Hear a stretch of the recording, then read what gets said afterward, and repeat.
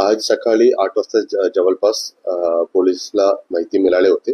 एक इसम मृत्यू स्थितीत आहे असे माहिती मिळाले होते भैरव मंदिरच्या जवळच मीनाताई ठाकरे हॉस्पिटलच्या समोर.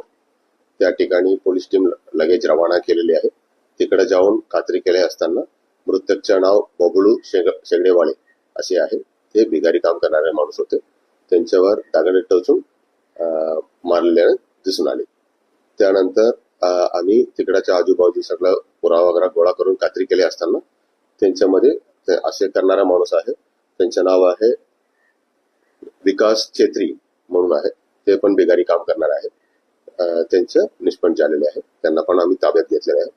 नंतर त्यांच्या विचारपूस केली असताना त्यांनी म्हटले एकमेकांच्या पैशाच्या देवाणघेवाणीमध्ये भांडण होत होते. त्यांच्यामध्ये यांनी रात्री असे दगड मारून टोचून हे केलेले आहे असे निष्पन्न झालेले आहे.